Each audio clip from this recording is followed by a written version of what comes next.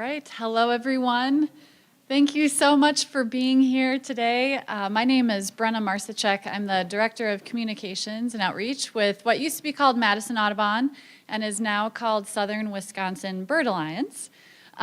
So we are here today to talk about birds, and specifically the problem of birds hitting windows. So I'm just curious, a show of hands, how many of you have seen or heard a bird hit a window? Okay, so for those of you watching online, that was 100% of everyone in the room. And that's exactly the response I get in all of the talks that I give. Every single person raises their hand. This is a very big and widespread problem, but it's a really great problem in the sense that we can actually do something about it quickly and easily, and it has instant results for birds. So I'm really excited that you all are here today to learn about what you can do at your homes to reduce bird window collisions, and feel free to share the news with all your neighbors. Okay, so just a quick introduction to Southern Wisconsin Bird Alliance. We are a nonprofit, a chapter of National Audubon, but a totally separate organization. So we work on bird conservation through three primary legs of our mission.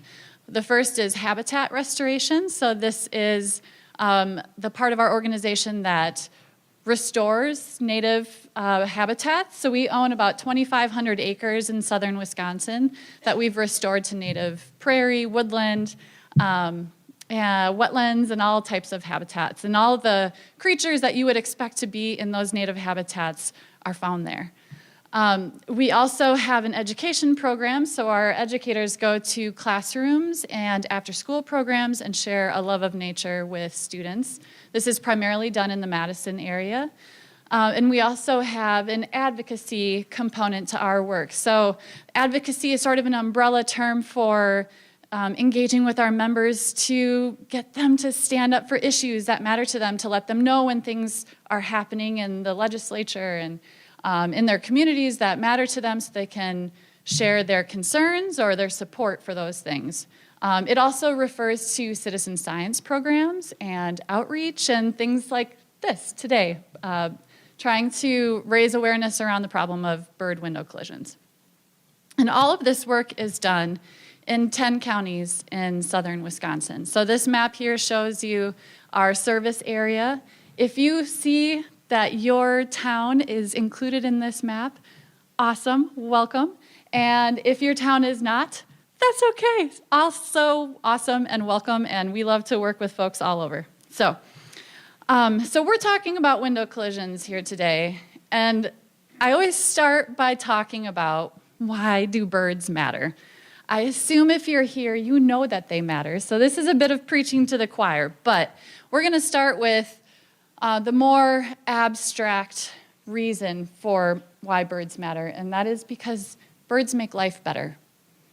They are beautiful, they are lovely to listen to, there are scientific research findings around how birds, being around birds, being able to see and hear birds has a measurable positive impact on people's mental well-being as well as their physical well-being. And you know, they're a fun thing to watch, to share with your kids or your neighbors or grandparents or whoever.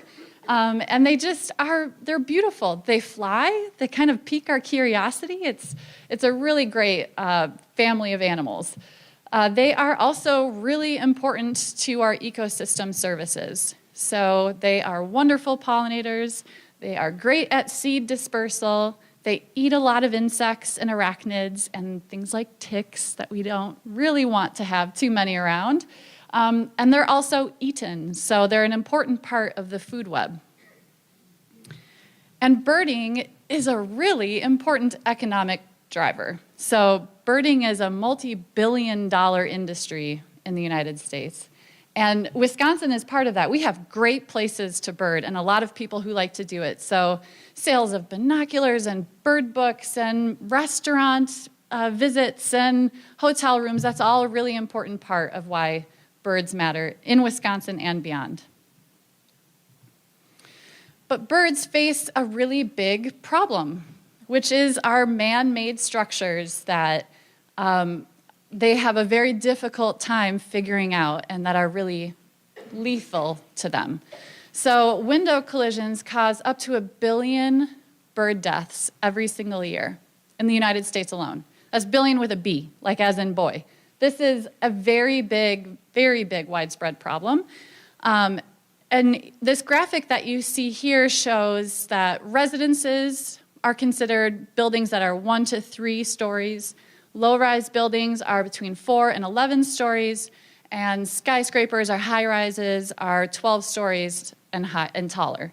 So typically people think of skyscrapers as the big problem, right? Like they kill a lot of birds. It's all the skyscrapers. And unfortunately, they do kill a lot of birds, but there are relatively few skyscrapers on the landscape. So just by a matter of numbers, the number of homes on the landscape that all have windows that we need and appreciate as people who live in those homes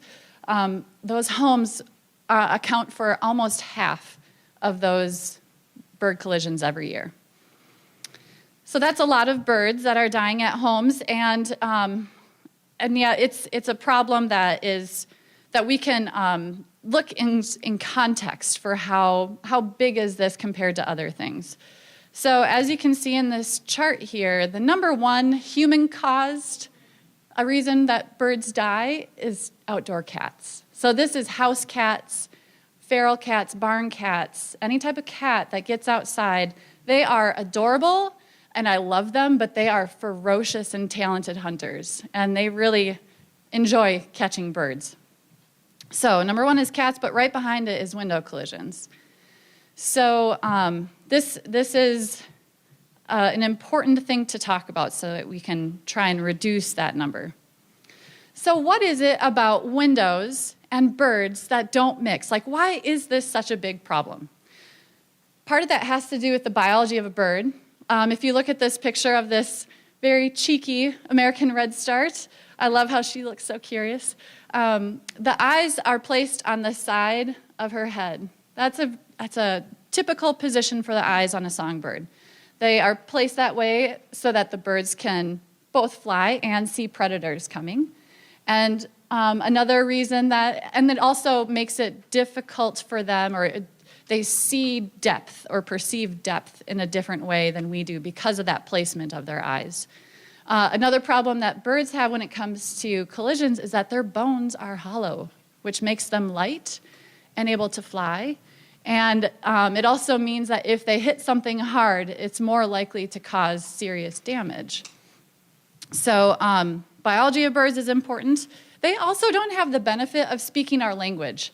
So, when we look at a picture like this, we see, we know that there is a window there because there are frames around it, and you can see it's kind of elevated, and so it's kind of clear to us as humans that this is a set of windows here.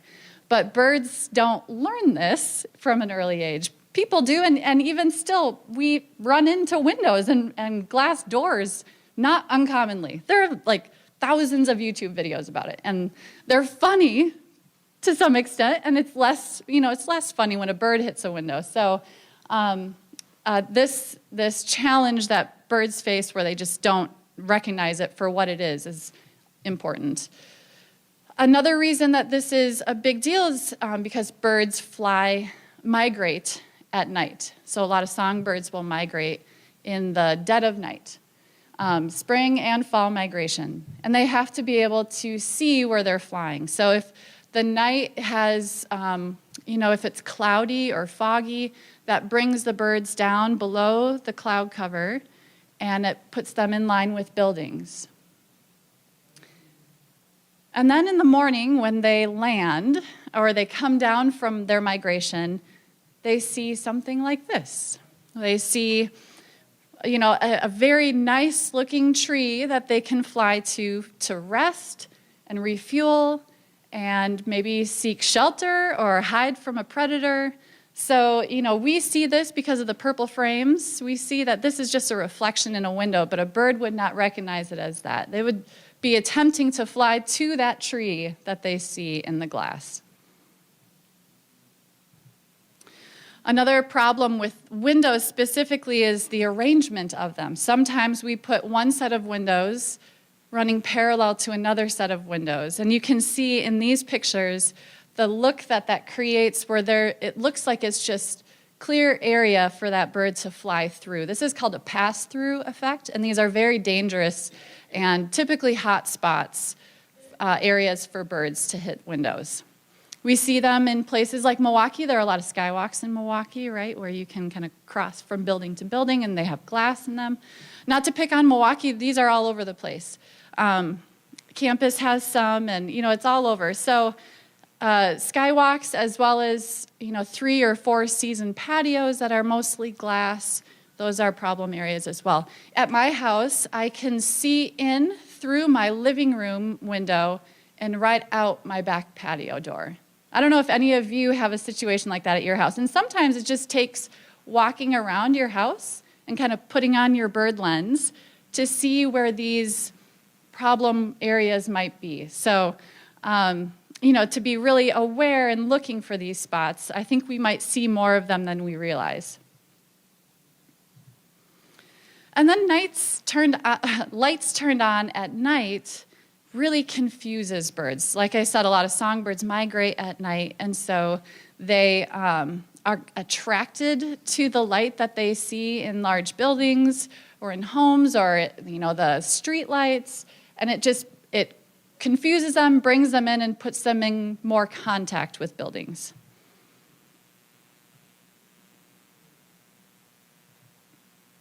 And then, of course, we're here for the Garden Expo. So we think a lot about gardens and bird feeders, and those are really important to us. I'm also a gardener, and this is not my backyard. I wish it was, but the arrangement of where our beautiful gardens are that are designed to bring birds in and to support birds, whether it's through nectar or having a lively insect population or seed heads that are great for some birds. We have to be really aware of how those birds are coming in and then potentially in a position where they're going to hit our windows right after they visit our gardens or our feeders.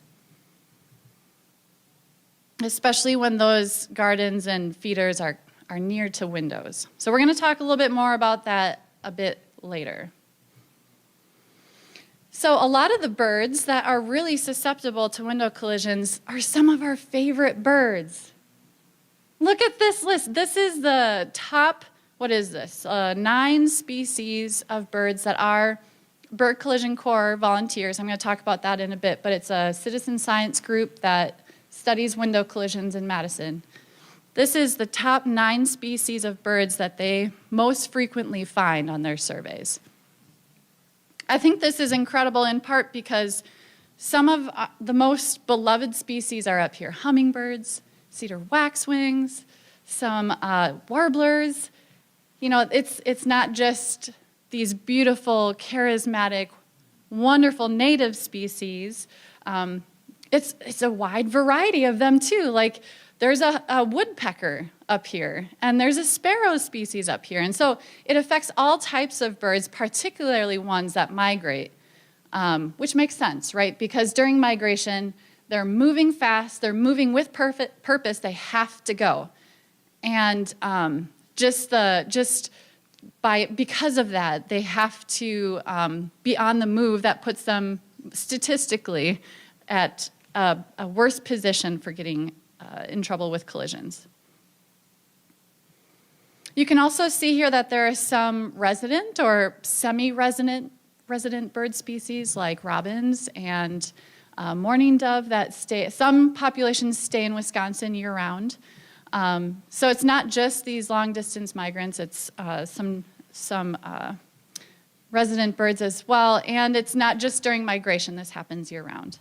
Although, I will say our Bird Collision Corps program has found that fall has twice as many collisions as spring. That's just from our own data that we've collected.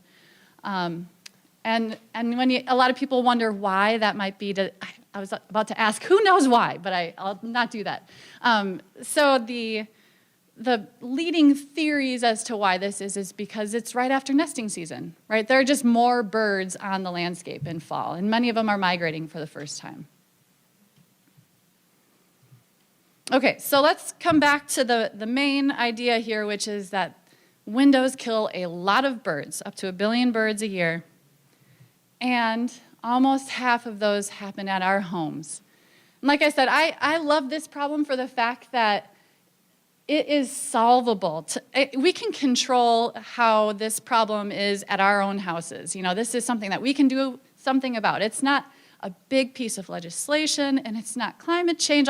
Many things need to be addressed, but this is something we can address in a weekend, and you know, for $40.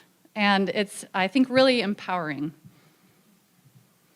So once you decide that you know that you want to do something about this problem at your house, there are a few tips or places to start that I would recommend. The main goals here are to reduce that reflection that's on the outside of the glass, and then to reduce the transparency of the glass, especially in cases where there's a pass-through effect, or that situation where there's one pane of glass running parallel to another pane. So, to start, figure out where your problem window is. It's very likely that not all of your windows need some kind of window treatment. It's probably not all of your windows killing birds. In most cases, it's 1 or 2, and in most cases, people know where that is. Raise your hand if you know where your problem window is. Yeah, that's most of the room. A lot of people, it's their patio door or their big picture window in the living room, or some corners.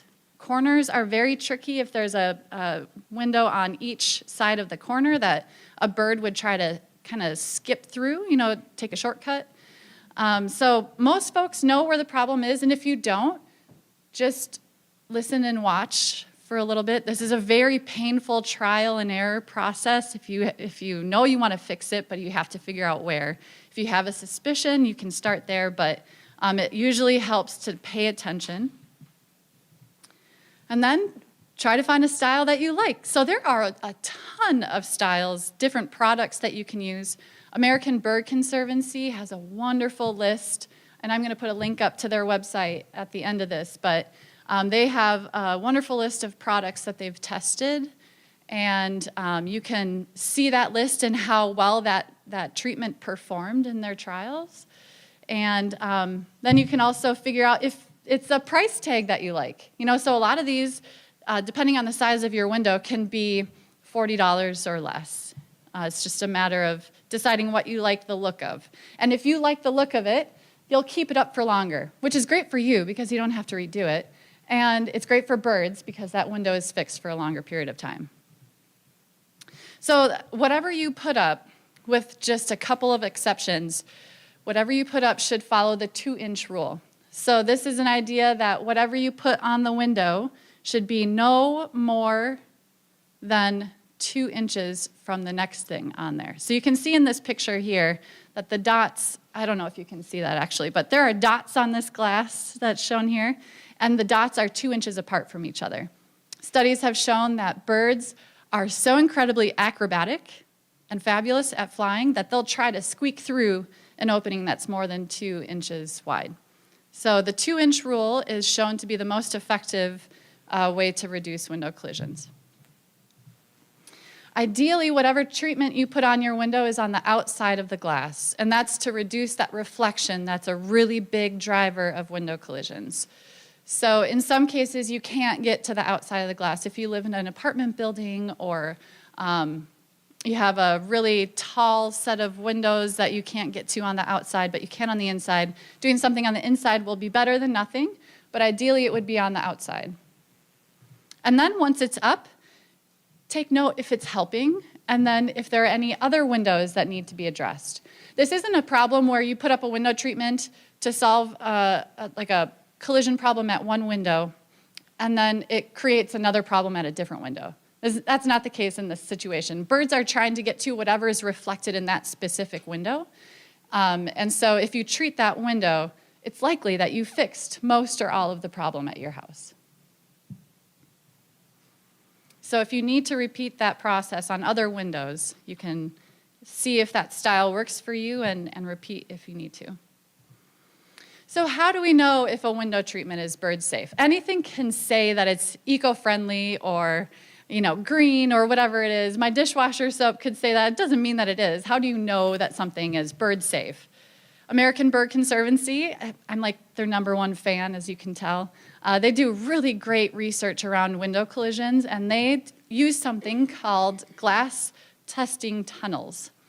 So it looks like this. There are 2 of them that they have in the United States, and both of them are located at bird banding stations. So these are places where scientists are already there catching birds for research purposes. They're handling the birds, weighing them, put a band on them.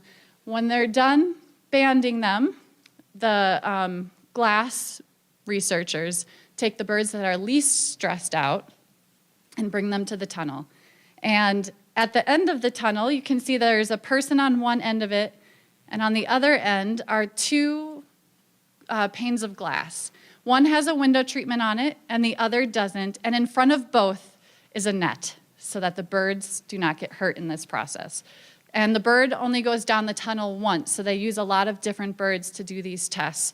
They send the bird down if the bird flies at the window treatment, or if they see the treatment on the glass and they instead go to what's the open, what would look like an open sky or the clear glass, they write down which way the bird chose. And so through lots of tests like this, they're able to come up with what's called a material threat factor.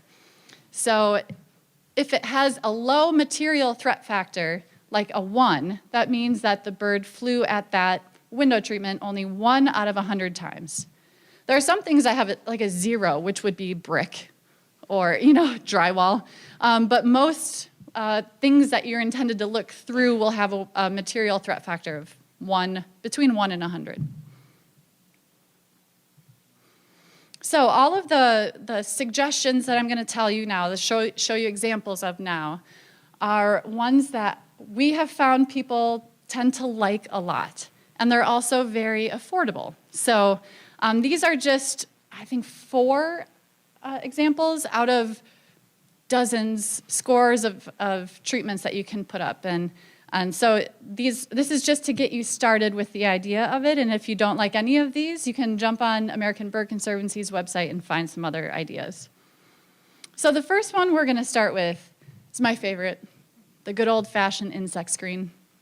This is an incredible product for reducing window collisions. It has a material threat factor of 1.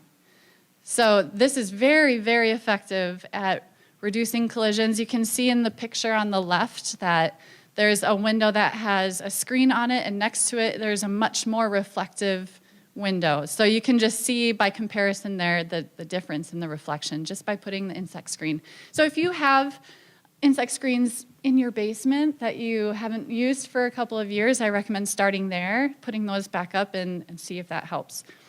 In some cases, if you have a casement window or a crank window, your screen is on the inside of the glass. And so that screen would help with the transparency issue, but not the reflection issue. So you may still have problems with reflection on your window since your screen is on the inside of the glass. So just something to keep in mind.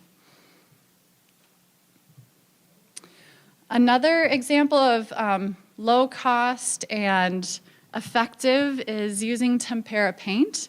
This is really great for schools and libraries. The picture on the right is Penny Library in Madison. They have a really awesome tempera paint design on their glass. They have kind of a pass-through situation, and so this has done a nice job of reducing window collisions, and it's also really fun. This is fun for kids and for artists, or if you want to paint a design that's, themed for the Badger game on the weekend, you can do that because tempera paint is washable.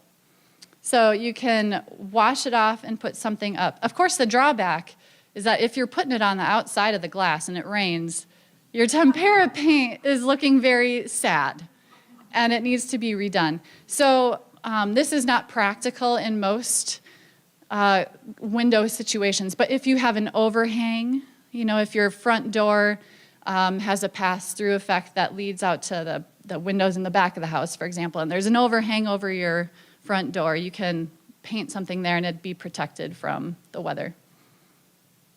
Tempera paint comes in a whole bunch of different colors. It's easy to work with, and it's super cheap. It's like $3 for a big bottle of it at a craft store. So again, when you put up the painting, whatever it is, keep that 2-inch rule in mind. So the picture on the right is by Flap Canada. They're a really great group based in Canada. And they have designed this so that it's really aesthetically pleasing, but it's also following that 2-inch rule. So the material threat factor on this one is really variable because it's a do-it-yourself thing, and if you don't follow the 2-inch rule, the material threat factor is going to go up. You know, it's not going to be as effective, so it depends on how you put it on. But if it follows that 2-inch rule, it's really quite effective. The next one are these dots or grids. This is a very popular option. A lot of people really like this. So these dots that you see here are, a number of companies make them, but they're a semi-permanent decal that goes on the outside of the glass. So you buy your little kit. It comes with a roll of tape like this. And I'll show you more in just a moment. It also comes with a paper yardstick, basically, that you can use when you're putting up your dots. It comes with a squeegee and some instructions. You clean your window really well. Don't use Windex because it leaves a film of like chemical on your window. So you have to use some kind of natural product that doesn't do that. Otherwise, you put up your dots and then it like gets really hot and they start melting down your glass. So I recommend a good thorough clean, not using a product like Windex. But you get your tape out. You measure down 2 inches from the top of your window. You press the tape onto the glass, and then you use your squeegee to really push it on there and get it nice and stuck on there. You pull the tape back, and just the dots remain. So you can see on the window example here that those dots they come pre-measured at 2 inches apart on the tape. So all you have to do is measure 2 inches down, or however your window is arranged. It might be 2 inches apart if you go vertical instead of horizontal. So it's pretty easy. It's usually best done with a partner so that one of you can be on one side and the other, and you can press and it's nice and level. But it's something that you can do in a weekend and have it done, and they're very, very effective. So these are a material threat factor of 7 or more depending on the company and their product. But the dots that are put on here are rated for Wisconsin weather. You know how we get all sorts of weather here. So it can withstand UV, like bright sunlight. It can withstand snow and rain and ice and wind and heat and cold. So they have a lifespan they're rated for 10 years, but I know of buildings that have had them up for 40 or more, and they're going strong. What else do I want to? Oh, so when you wash your windows, a lot of people ask, do they leave little drips underneath? And from everything I hear from other people, they don't, because they're pretty flat. And so you can wash windows like normally, and it doesn't leave a problem area underneath each of the dots. So this works really great for big picture windows. It works really well for sliding glass doors so that you can have the window treatment on the glass. They work in a lot of really different settings, and it's a really nice product. You can get them in different colors as well. So they come in white or black or dark gray, and a number of them. So I do have a few boxes up here that SOS Save Our Songbirds. They have a booth here and they have kits there, but I also have some of their kits here. So if you want to grab one afterwards, they're about a $25 value, but you can make a donation of however much you feel comfortable with and try it out. This is supposed to be like a starter kit, so it's rated to be enough dots for 16 square feet. So if you have a big picture window, that probably won't be enough, but it's at least enough to get you started. Okay, so the next one that we'll talk about is a fun one. These are called paracord curtains or Zen curtains or Acopian bird savers. So I have an example up here. I don't know if you can see, but these are paracord. Paracord is a type of material that is used in parachutes, and so it's slippery. It's a nylon material. It doesn't tangle easily. It doesn't decompose quickly. It works really well for these curtains because they're on the outside of the glass and they don't get all like snagged up in each other. Even if the wind comes through or there's some ice, they do a good job of withstanding all types of weather in Wisconsin. So the idea with these paracord curtains is that you can, measure your window across, have some kind of horizontal bar. You can even use paracord on the top of your paracord curtain. You can see in the picture on the right that that's what this person has done, is just use paracord across the top. Or you can use PVC, or you can use whatever you want that goes across the top. You tie a vertical paracord to the top and then just let it dangle down in front of your entire window. You would cut it at the bottom, or if you're measuring at least that vertical space. And then you have your cord all the way down from top to bottom in front of the window. You move over a few inches, hang another cord, another one, and another, and all the way across your window. These are super effective. And so they have a material threat factor of 5. They're really affordable and they're fun to make. So you can buy big spools of paracord at a craft store or online. And you can, have a little sewing circle, but with paracord. So they're really fun to make in groups and together and super easy. I have a handout that hopefully all of you got, but if not, there are more in the back of the room, so you can grab one on your way out. But it gives you instructions on how to make these.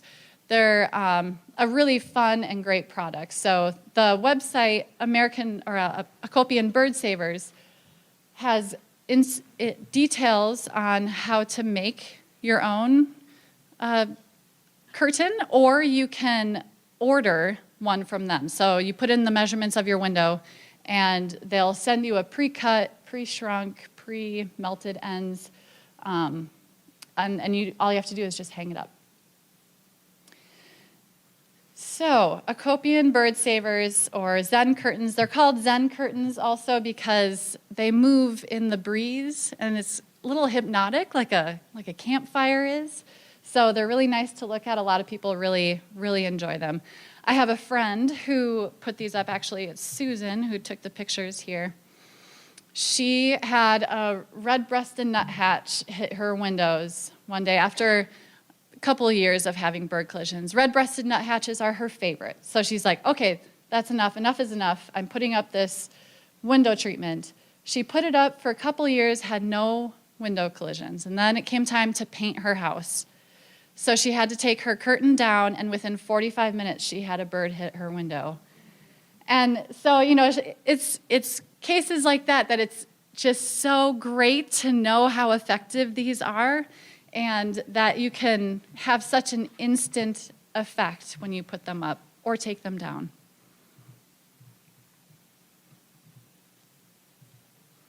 Okay, so, back to gardeners and some of our priorities. What do we do about bird feeders? And what do we do about our beautiful gardens that are designed to bring in birds, and especially hummingbirds? How many of you love hummingbirds? I mean, it's everybody. Who doesn't love a hummingbird?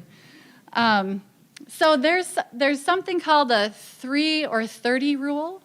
And the idea here is that you want your bird feeder or bird bath or great habitat, whatever the case is, not just a bird feeder, but whatever it is that's drawing the bird in, you want that to be within 3 feet of your house, and especially of a window, or more than 30. So if it's within 3 feet, if they're at the feeder and they take off and hit your window, they're not going fast enough that they can really injure themselves or kill themselves. And if the feeder is 30 feet away, they're less likely to want to come toward the house.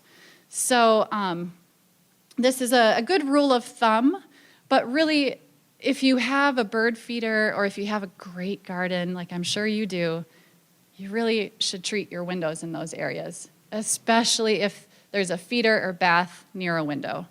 So as you can see in this picture here, they have Acopian bird savers up on their windows. And through them, you can see that they have 3 nearby feeders. So this is responsible bird feeding right here, where you're not bringing them in and then they die as a result of it. So this is a good example of feeding birds in a really good way. So a couple things that I'll talk about that don't work or don't work as well. How many of you have seen these hawk silhouettes in stores or on windows? Yeah, a handful of people. These hawks are commonly sold and billed as, bird collision deterrents. And they probably are for the exact spot that the hawk is on the glass. But because they only sell one of them and only one gets put up in a window, the bird quickly figures out that that's not really a hawk. And it also leaves a whole lot of glass for them to fly at. So in order for these silhouettes to be effective, you'd have to follow the 2-inch rule. And that would mean that there are so many on your window, it's not a window anymore, right? So there are a lot of options that are better than a silhouette like this. And there are some products that are kind of similar but have a UV material in them. They come in like a vinyl cling that you can put on your window. Those are better, but not all birds see in UV. And so it doesn't solve the problem entirely. And again, you'd have to follow that 2-inch rule. And again, putting a treatment on the inside of the glass, not to say that it isn't effective, it's just not quite as good as if you're able to put it on the outside. So really, ideally, the treatment would go on the outside of the glass. Okay, so far we've talked a lot about houses and yards, but I want you to know that this all scales up as well. So in Madison, we've been working on a project called the Bird Collision Corps, and this is a citizen science program where we train volunteers. Those volunteers are assigned, or they pick which site they want to work at and which day of the week they want to do their surveys. We give them a survey kit, and then during spring and fall migration, they go out on their day and survey the building that they signed up for. They walk around the outside of the building, and they look on the glass, on the ground, in the landscaping, under rocks, in grates, and they look for any birds or evidence of birds that have hit windows. This is a tough cookie kind of program. You have to have a certain personality type to feel like this is the thing for you, right? Because the goal is to find a dead bird. Like, that's not really anyone's dream. But this is a really important program because we're able to document where these hot spots are for collisions and then work with those site owners to find a window treatment that would work for them, help them find funding if need be, and then really celebrate when they put those window treatments up. So that's always the goal, is not just to collect the data, but to do something with it, to do something useful with it. So the sites that you see up on the screen now are all the program partners that we had this past fall. And we also worked with 2 elementary schools. So there was a kindergarten class and a 3rd grade class that went out and did daily surveys on their school days. And kids are really good at finding birds, I gotta tell you.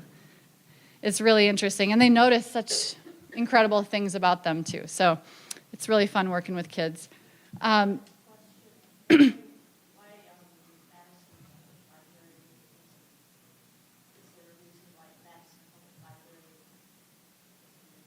Yeah, so the question was, why isn't Madison Public Library in the Bird Collision Corps program? Not to say that it couldn't be. We just haven't worked with them yet. And our approach to partnering on this program is to really form a partnership from the start so that the site owner feels bought into this program and doesn't feel attacked when we come to them and say, you've got a problem at this window. They're already interested and ready to do something about it. And so we work closely with them, and so it's mostly a capacity issue. And so there's lots of opportunities to do other buildings too. These are just the ones that we've worked with so far. And I am supposed to remind you that if you have any questions, we have to wait till the end. I'm sorry. Okay, so you can see a couple of our volunteers here. They found a white-throated sparrow outside of Camp Randall in Madison. So they document any evidence that the collision happened, so in this case it would be the actual bird, and put it into our data portal. All the volunteers do this if they find any evidence of a bird collision, and then at the end of the season, at the end of the year, over the course of time, we have these really nice data sets. So if they find a dead bird, they bag it up and put a label with it and put it in the freezer. We, at the end of the season, cross-check the IDs for all of these birds that are submitted, and then a lot of times those birds are prepped and used for educational purposes in like ornithology classes and other student programs.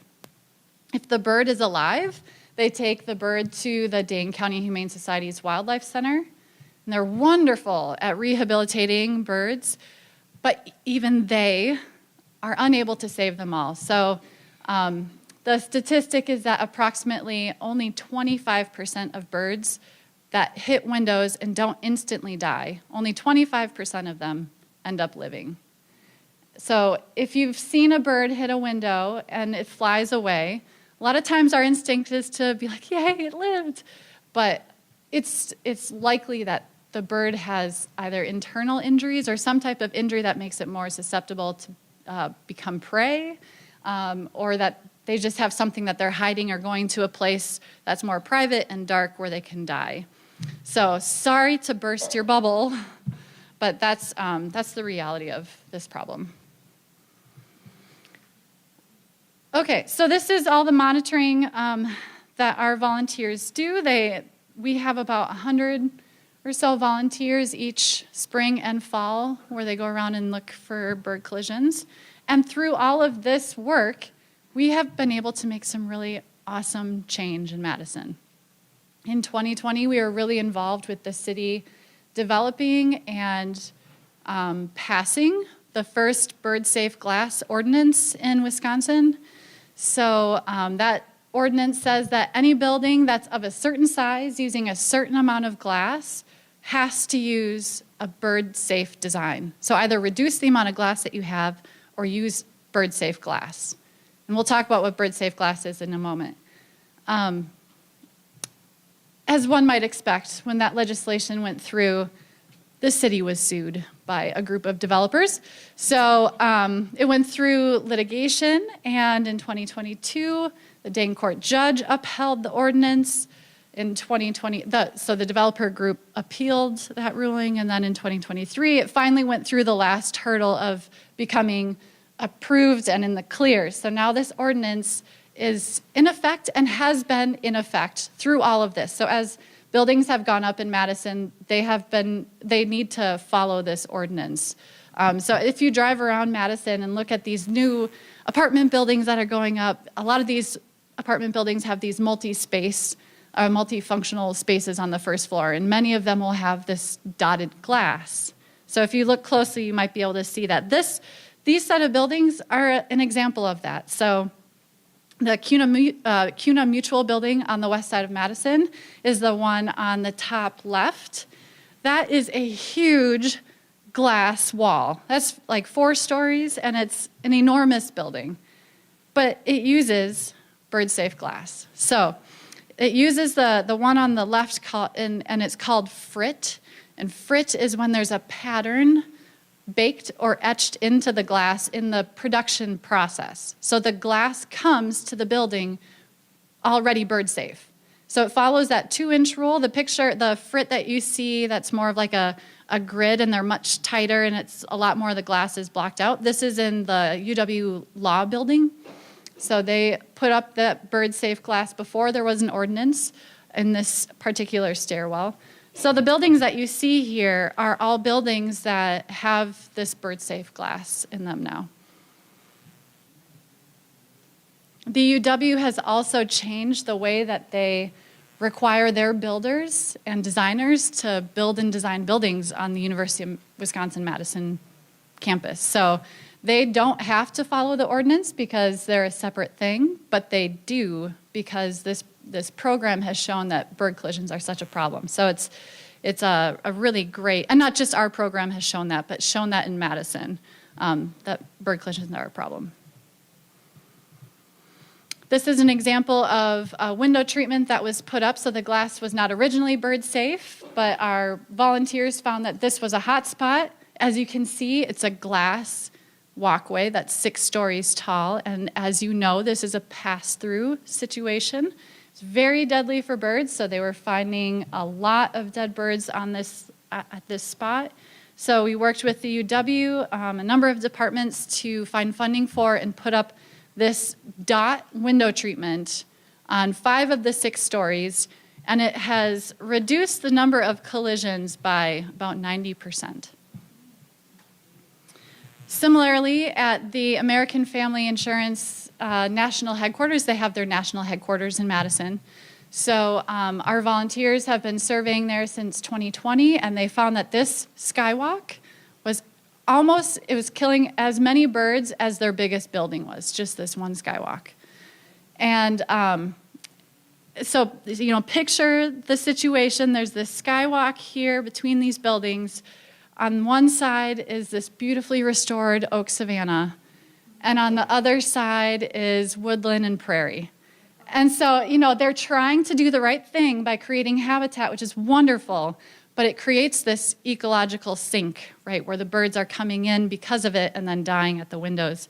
So they put up this window treatment in June this past year, which is amazing and wonderful. And likewise, we found that there was a significant decrease. So it went from 14 collisions on average per season to 1.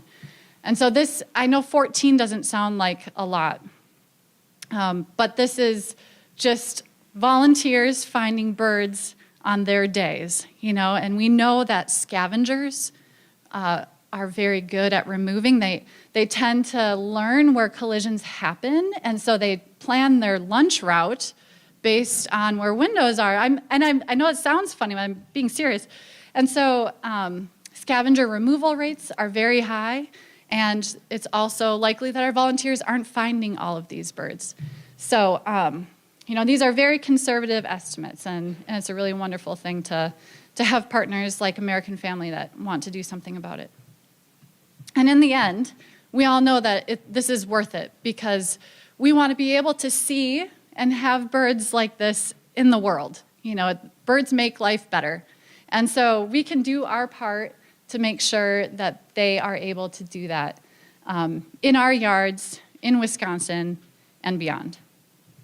So this is a list of resources that you are welcome to snap a picture of. The top one describes a lot of the resources that I have already talked about in this talk. So that's the Prevent Collisions link. We also have a bird collision corps season coming up in the spring if you're in the Madison area and want to participate. If you're one of those tough weeds that can stomach the idea of finding a dead bird, it actually is really remarkable to be able to see them so close. You notice a lot of things like different shapes of the feet and the coloring, and it's not all bad. It's really quite remarkable in some ways too.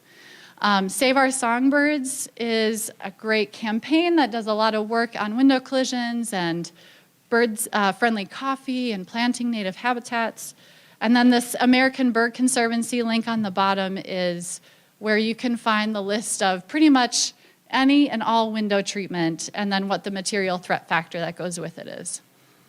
And I would love to see pictures or hear how it goes if you put up a window treatment at your house.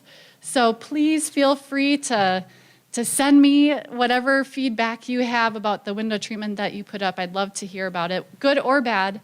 And thank you for considering to put up a window treatment. It's a really wonderful thing. So with that, I will take any questions. Yes, go ahead.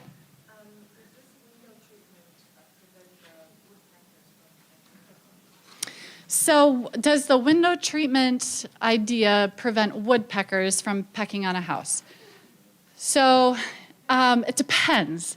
Probably not, because woodpeckers are going for the wood siding, probably. And so they're not seeing a reflection of something they're trying to find, insects or whatever else they can find in the wood. So if you have that problem, you can try dangling things. You might try a bird saver in that corner of your house or whatever it is. Some people have good luck with like metallic streamers. The owl mounts that you can buy at like a hardware store, those are not going to do anything. They're fun to look at, but they're not going to prevent anything. But they, having CDs that can kind of rotate in the breeze might help with that. In some cases, a bird, like a cardinal, might see itself in the glass and try to attack itself, especially during nesting season. This happens a lot. Not just with cardinals, sandhill cranes can do it too. Some species are especially territorial and more likely to attack itself. So these window treatments are likely to help with that as well. Yes? On the paracord version, it looks like it's more than 2 inches apart. Yes. So the question is, on the paracord curtain, are those strings more than 2 inches apart? Yes, they are. I'm sorry I didn't say that earlier. I normally talk about that in that section, but these, because they are 3D and they move and they're not attached to the glass, they're not like stickers that are actually on the glass, they are better at deterring birds being further apart. So you don't have to put so many of those strings on. They can be 3 or even 4 inches apart because of that dynamic flow of them. Great observation. Yes? How to shrink the material? I can't remember if I put that on there. Excuse me. But how do you shrink paracord? So the best way to do it is to find one end, tie something to it, like a scrubby or something, so that you can find that end again. And then you put the whole paracord bundle into a bucket of hot water and let it soak for about an hour or so. Oh, it's on there? Okay, good. Good. But for those of you not reading the handout or online, then you take out your paracord. You can string it around like a 5-gallon bucket and just string it around there until it's all strung out and then let it dry overnight. And in the morning, it'll be dry and it'll be pre-shrunk for you. So the idea with that is you don't want to do all your measuring and cutting and then you hang it up and then it rains the first time and it all shrinks up and now you have 4 inches of window that's not covered on the bottom. It's very disappointing when that happens. So I highly recommend pre-shrinking your paracord. Other questions? Yes? I have a similar issue with turkeys that see the reflection in a lower window and attack my window. Is that another thing that, I want to them from attacking my window, but it's break it. Yeah. Yes. So if you have a species like turkey attacking the reflection, they're seeing a reflection, right? So if you have a window treatment that's on the outside of the glass, it has to be outside in order to reduce that reflection or eliminate that clear reflection of themselves. So the first time I had, an encounter with a window collision, I was 10 years old and getting my hair cut. And so I was sitting in, the chair and she was snipping away and all of a sudden we hear this explosion from the next room. And we rush into the other room and there on the floor is a ringneck pheasant. And so we look at the pheasant and then where the window used to be, because now it's in shatters on the floor, and then out into her yard, which is this beautifully landscaped, nice rural backyard. And, you can connect the dots there, but that's a big bird to just like disseminate a window or crush a window, so it's just, yeah. And we've had turkeys hit windows in our bird collision core program and it just about shakes the building. So, it's not just these little songbirds. any type of bird is susceptible to this if they're in proximity to windows. Any other questions? Okay, well, if you would like to try out a kit, I have some kits up here that you can pick up and donate toward the cause if you want to, and I'll also be around if you have any other questions. So thank you for being here and for your interest in saving birds.